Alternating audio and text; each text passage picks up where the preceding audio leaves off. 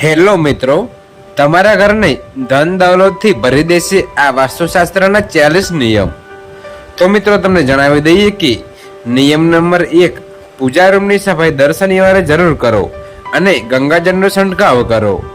તો નંબર 2, જ્યારે મંદિરની સફાઈ કરો ત્યારે ભગવાનનો ફોટો જમીન ઉપર ન રાખો. નંબર 3, મંદિરનો દીવો રોજ સાફ કરીને જ પ્રગટાવવો. નંબર 4, પૂજા કર્યા પછી મંદિરને પડદાથી અવશ્ય ઢાંકી દો. નંબર 5, પૂજા રૂમમાં પ્રતિદિન 1 કપૂર અવશ્ય સળગાવો. નંબર 6, પૂજામાં શંખનું ખૂબ મહત્વ છે, તેથી પૂજા રૂમમાં શંખ અવશ્ય રાખવો જોઈએ. નંબર 7, પૂજા કક્ષમાં શુભ અને શાસ્ત્રીય રંગ જેમ કે આછો લીલો, પીળો, જાંબલી કે ક્રીમ રંગનો ઉપયોગ કરો. નંબર 8, દક્ષિણ કે પશ્ચિમ દિશામાં પૂજા રૂમ બિલકુલ ન બનાવો. નંબર 9, તો આરતી, દીવો, પૂજા, અગ્નિ જેવા પવિત્રતાના પ્રત્યેક સાધનોને મોં વડે ફૂંક મારીને ક્યારેય ઓલવશો નહીં. નંબર 10, મંદિરમાં ધૂપ, માચિસ અને હવન કુંડની સામગ્રી દક્ષિણ કે પૂર્વમાં રાખો, એટલે કે અગ્નિકોણમાં રાખો. નંબર 11, વાસ્તુશાસ્ત્રમાં પૂજાની દિશા નક્કી કરવામાં આવી છે. ઘર કે ઓફિસમાં પૂજાનું સ્થાન ઈશાન દિશામાં રાખો, તેનાથી પરિવારમાં સુખ સમૃદ્ધિ વધે છે. તો ઉત્તર દિશા તરફ મુખ રાખીને કરવામાં આવતી પૂજા ધન પ્રાપ્તિ માટે લાભકારી છે અને પૂર્વ દિશા તરફ મુખ રાખીને પૂજા કરવાથી શુભ ફળ મળે છે અને ખૂબ જ ચમત્કારિક લાભ મળે છે. તો નંબર 12, ઘરમાં સવારે થોડા સમય માટે ભજન અવશ્ય વગાડવા જોઈએ. નંબર 13, ઘરમાં સાવરણીને હંમેશા છુપાવીને રાખો અને એવી જગ્યાએ રાખો જ્યાં કોઈનો આવતા જતા પગ ન અડે, અને સાવરણીને હંમેશા નીચે પડેલી રાખો, ઊભી સાવરણી ક્યારેય ન રાખવી. નંબર 14, ઘરમાં બૂટ ચંપલ રાખવા માટે એક નિશ્ચિત જગ્યા બનાવો. તો બૂટ ચંપલ જ્યાં ત્યાં વેરવિખેર કે ઊંધા જતા ન રાખો, તેનાથી ઘરમાં અશાંતિ ઉત્પન્ન થાય છે અને માતા લક્ષ્મી ક્યારેય ઘરે નથી આવતા. તો નંબર 15, ક્યારે પથારી પર બેસીને ખાવાનું ન ખાઓ. આમ કરવાથી તનની હાનિ થાય છે અને માતા લક્ષ્મી ઘરેથી ચાલ્યા જાય છે. જો શક્ય હોય તો રસોડામાં જમીન પર બેસીને ભોજન કરો. આનાથી તમારું ઘર ધન સંપત્તિથી ભરેલું રહેશે અને ક્યારેય ધનની કમી નહીં થાય. તો નંબર 16, કોશિશ કરો કે ઘરમાં કોઈ પણ બંધ ઘડિયાળ દિવાલ ઉપર ન રાખો. જે ઘડિયાળ કામ ન કરી રહી હોય તેને ઘરમાં ન રાખો. નંબર 17, નવી સાવરણીનો ઉપયોગ હંમેશા શનિવારે જ કરો. નંબર 18, ઘરમાં ક્યારેય કરોડિયા ન થવા દો, નહીતર ભાગ્ય અને કર્મ બંને બગાડવા લાગશે અને દરેક કામમાં બાધા આવવા લાગશે. નંબર 19, આ વાતનું ધ્યાન રાખો કે કોઈ પણ રૂમમાં જો બીમ બનાવી હોય તો તેની નીચે ક્યારેય બિસ્તર ન લગાવો, તેનાથી ઘરમાં નકારાત્મકતા વધે છે.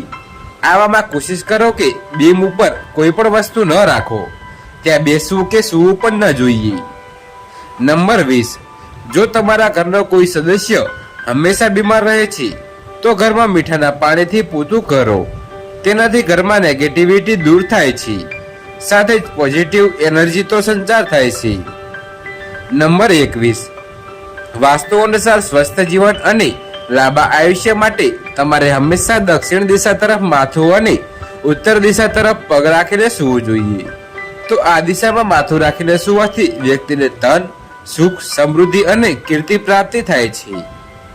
નંબર 22, જો તમારા ઘરમાં વધારે દવાઓ છે અને તેમાંથી ઘણી દવાઓની તમારે તેની જરૂર નથી તો તેને ફેંકી દો. જો આમ ન કરવામાં આવે તો આ દવાઓ બીમારીને આમંત્રણ આપે છે. નંબર 23, પૂર્વ દિશા તરફ માથું રાખીને સૂવાથી સ્મૃતિ, એકાગ્રતા અને સ્વાસ્થ્ય સારું રહે છે અને મનુષ્યની આધ્યાત્મિક વૃત્તિ વધે છે. વાસ્તુશાસ્ત્ર પ્રમાણે શાસ્ત્રોને ખાસ કરીને સ્મૃતિ અને એકાગ્રતા વધારવા માટે પૂર્વ દિશા તરફ મોઢું રાખીને સૂવું જોઈએ. નંબર 24, તો વાસ્તુશાસ્ત્ર અનુસાર ભોજન કરવા માટેનું ઉત્તમ સ્થાન પશ્ચિમ દિશા છે. તો ઘરની પશ્ચિમ દિશામાં બનેલો ડાઇનિંગ હોલ ખૂબ જ શુભ હોય છે. આ દિશામાં ભોજન કરવાથી માં અન્નપૂર્ણા પ્રસન્ન રહે છે. નંબર 25, તો વાસ્તુશાસ્ત્ર પ્રમાણે પશ્ચિમ દિશા તરફ માથું રાખીને સુવાથી પણ તમને ફાયદો થાય છે, કારણ કે આ દિશા પ્રસિદ્ધ પ્રતિષ્ઠા અને સમૃદ્ધિમાં વધારો કરે છે. નંબર 26. તો આ પણ ધ્યાન રાખો કે ભોજન કક્ષની સામે ઘરનો મુખ્ય દરવાજો અથવા તો શૌચાલય ન હોવું જોઈએ, નહીતર માનસિક કષ્ટ રહે છે. નંબર 27. દક્ષિણ અને ઉત્તર દિશા તરફ મુખ રાખીને ભોજન બિલકુલ ન કરો. આ સેહતની દ્રષ્ટિએ બિલકુલ સારું નથી. નંબર 28. તો રસોડામાં પીવાનું પાણી ઉત્તર પૂર્વ દિશામાં રાખવું જોઈએ. નંબર 29. રસોડામાં ગેસ દક્ષિણ પૂર્વ દિશામાં રાખવો જોઈએ. નંબર 29. તો રસોડામાં પાણી અને આગ ક્યારેય એકબીજાની પાસે ન રાખવા જોઈએ. નંબર 31. તો રસોડામાં જો સાવરણી, પોતું અથવા તો કોઈ પણ સફાઈનો સામાન રાખો છો તો તેને નૃત્ય કોણમાં રાખો. નંબર 32. રસોડામાં કિચન સ્ટેન્ડની ઉપર સુંદર ફળો અને શાકભાજીના ચિત્ર લગાવો. અન્નપૂર્ણા માતાની તસવીર પણ લગાવો, તેનાથી ઘરમાં બરકત બની રહેશે.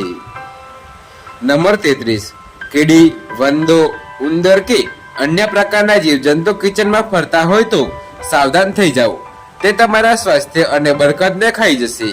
કિચનને હંમેશા સ્વચ્છ અને સુંદર રાખો. નંબર 34. તો ભોજન સૌથી પહેલા અગ્નિને અર્પણ કરો. અગ્નિ દ્વારા પાકેલા અન્ન ઉપર સૌથી પહેલો અધિકાર અગ્નિનો હોય છે. નંબર 35. તો ભોજન કર્યા પછી થાળીમાં હાથ ક્યારેય ન ધોવા જોઈએ. નંબર 36.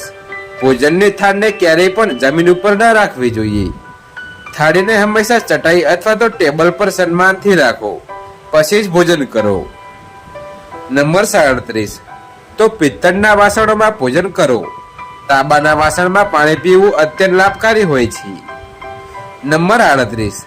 રાત્રે ચોખા, દહીં અને સત્તુનું સેવન કરવાથી દેવી લક્ષ્મીનો અનાદર થાય છે, અતઃ સમૃદ્ધિ ઈચ્છે છે, તથા જે વ્યક્તિઓને આર્થિક કષ્ટ રહે છે તેઓએ આનું સેવન રાતના ભોજનમાં ન કરવું જોઈએ. નંબર 39. તો રસોડાના નળમાંથી પાણી ટપકવું એ આર્થિક સંકટની નિશાની છે, એટલા માટે જો રસોડામાં નળમાંથી પાણી ટપકતું હોય તો તેને જલ્દી જ સારું કરાવી નાખો. નંબર 40. તો ભોજન કરતા પહેલા પૂર્વ દેવતાઓનું આહવાન કરવું જરૂરી છે. ભોજન કરતી વખતે વાતચીત કે ક્રોધ ન કરવો જોઈએ. તો પરિવારના તમામ સદસ્યોની સાથે બેઠીને ભોજન કરો. નંબર 41. તો વાસ્તુ અનુસાર જો ઘરમાં વાસ્તુ દોષ હોય તો ઘરમાં અખંડ રામાયણનો પાઠ કરવો જોઈએ. સાથે જ ઘરમાં ઉત્તર પૂર્વ દિશામાં માટીનો એક કલશ રાખો. આ વાતનું ધ્યાન રાખો કે કલશ ખંડિત ન હોવો જોઈએ. જ્યારે રામાયણ સમાપ્ત થઈ જાય ત્યારે કલશનું પાણી તુલસીના કુંડામાં રેડી દો, તેનાથી ઘરમાં વાસ્તુ દોષ દૂર થાય છે. તો મિત્રો, જો આ વિડીયો તમને પસંદ આવ્યો હોય તો વિડીયોને લાઈક કરજો, ચેનલને સબસ્ક્રાઇબ કરજો અને બાજુમાં આપેલા બેલના આઇકનને પ્રેસ કરીને ઓલ ઉપર સિલેક્ટ કરી લેજો, જેથી તમને વિડીયોની નોટિફિકેશન સૌથી પહેલા મળતી રહે.